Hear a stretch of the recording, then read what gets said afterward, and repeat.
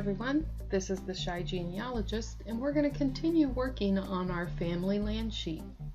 Today I'd like to talk about different ways of using color in your sheet to help you analyze the information that you've collected and to help patterns jump out at you to help you identify which man with the same name belongs with which piece of land.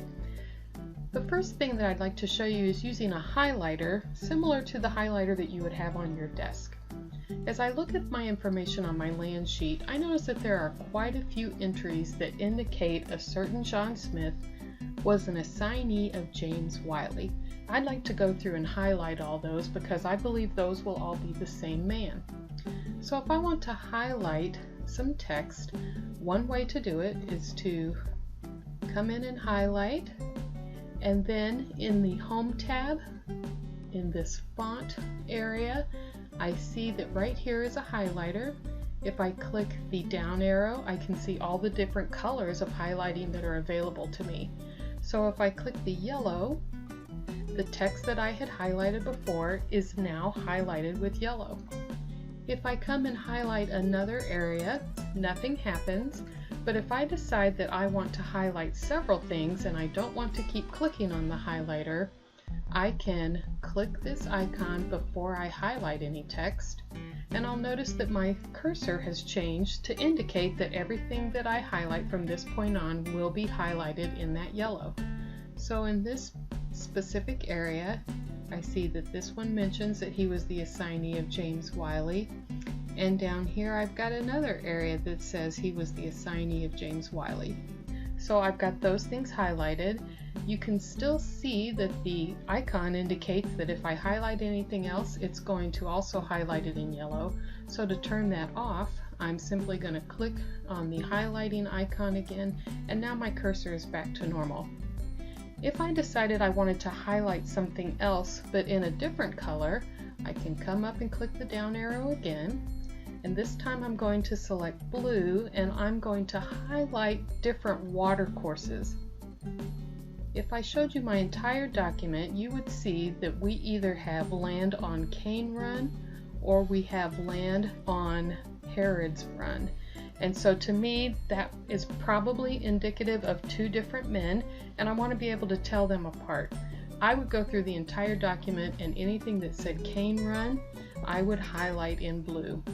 Again, I'm going to come up and click to turn that off. Now, one thing that we've talked about before is changing the color of our text, and we showed as an example showing that the wife's name in this case was Martha. If I look at the different information that I have highlighted now, I believe that the wife was Martha if the land was on Cane Run or if it mentioned that he was an assignee of James Wiley. So I'm going to want to indicate that I believe Martha was the wife in these up here. I'm going to change my text to red, but I also want to show that that information was inferred. It was not taken directly from a specific document, so I have decided to put that information within parentheses, but still make it red. So I believe the wife was Martha, and to speed this up a little, I'm going to highlight it, copy it, and then paste it.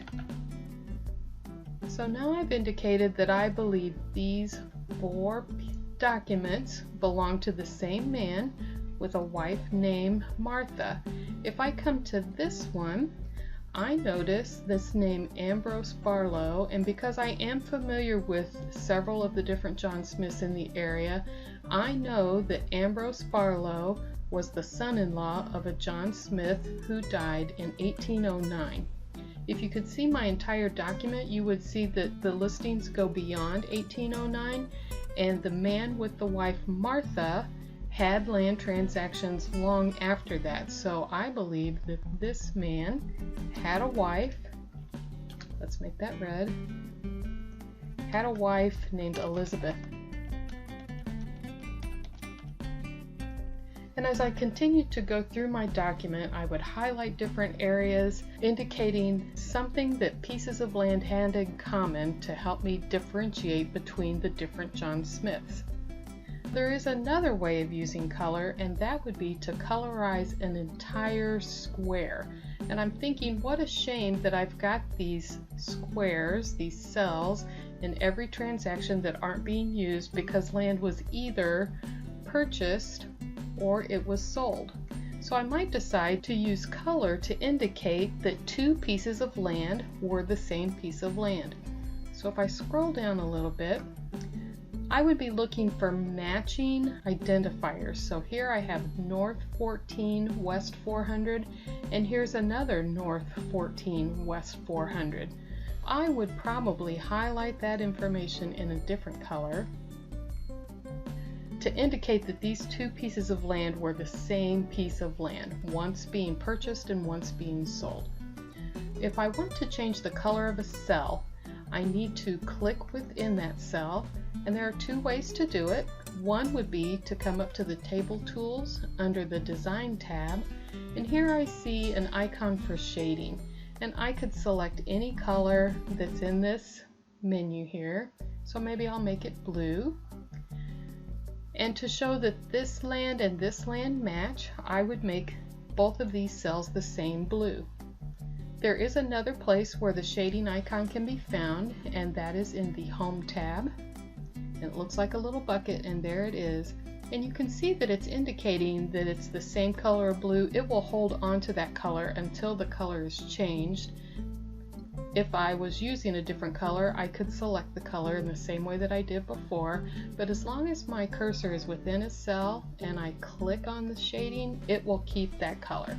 That's one way that I could use. I could go through here and look for matching identifiers to indicate that I believe those two parcels of land were the same parcel. The final way that I want to show you using color would be to change the color of the borders. If I come back up to the top, we've talked about the fact that I believe there are two men here, one with a wife Martha and one with a wife Elizabeth. So perhaps I would want to change an outside border of a cell to a specific color to help me tell the two men apart. If I click in this first cell and I come up to the Design Tools, I'm going to come back over here to the Border Styles. First thing I'm going to do is change the pen color, and I'm going to make one of my Johns green and the other one red. So right now my pen color is green. I'm going to make the thickness of my line as thick as I can, and I'm going to have a border that's on the left.